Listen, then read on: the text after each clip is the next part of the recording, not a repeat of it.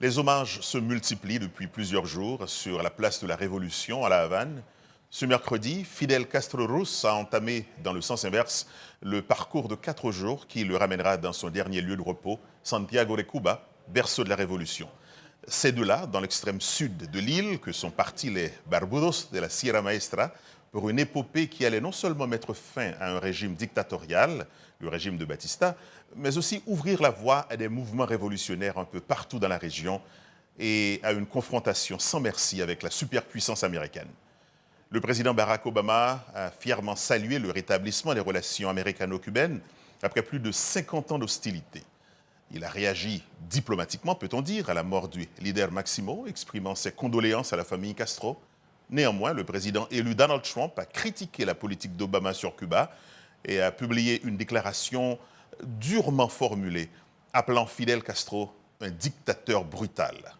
Les différences de ton signalent-elles un changement majeur dans les relations entre Washington et La Havane après le 20 janvier? Voyons de plus près. La normalisation des relations entre Washington et La Havane a été obtenue après de longues négociations secrètes. Pour l'amélioration de leurs conditions de vie, les Cubains doivent encore patienter. Seul le Congrès peut mettre fin à l'embargo. Mais cela n'enlève rien au caractère historique de cette ouverture. La visite d'Obama à La Havane a été un point fort de sa présidence. Je suis venu ici pour enterrer les restes de la guerre froide dans les Amériques. Les deux pays ont rouvert leurs ambassades après plus de 50 ans. Les navires de croisière américains sont maintenant amarrés au port de Cuba et les avions en provenance des États-Unis peuvent désormais faire escale sur l'île. Mais la mort de Fidel Castro et l'élection du républicain Donald Trump soulèvent des questions sur le sort de ce réchauffement. Quelques jours après avoir dénoncé âprement le régime de Fidel sur le réseau social Twitter le jour de sa mort, Donald Trump a posé ses conditions pour permettre le rapprochement entre Cuba et les États-Unis, initié par Barack Obama. Il a menacé de mettre fin à ce rapprochement historique avec Cuba si La Havane ne donnait pas plus de contrepartie en matière de droits de l'homme ou d'ouverture économique.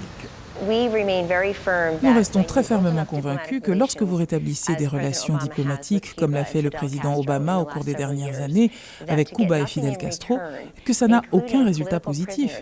Pas sûr non plus que les prisonniers politiques soient libérés, ni que les Cubains retrouvent une vie sociale ou politique stable.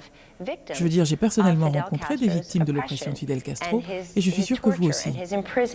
Le changement de politique d'Obama vis-à-vis de La Havane a également été critiqué par un certain nombre de législateurs des deux grands partis, parmi eux le sénateur républicain Ted Cruz, dont le père est originaire de Cuba.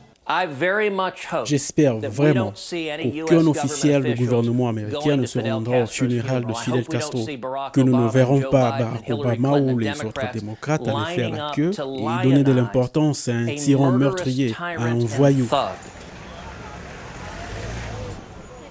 Les funérailles de Fidel Castro se tiendront le 4 décembre. Barack Obama n'y sera pas. L'avenir des relations entre La Havane et Washington est pour le moins incertain, mais Donald Trump et Barack Obama s'accordent à dire que le peuple cubain peut compter sur l'amitié des États-Unis. Une chose est certaine, l'île communiste ne peut plus rester isolée. La conjoncture économique ne le permet plus. Ce qui n'est pas sûr, cependant, c'est le rythme auquel va se poursuivre ce rapprochement historique initié par le président Obama et son homologue cubain, Raúl Castro.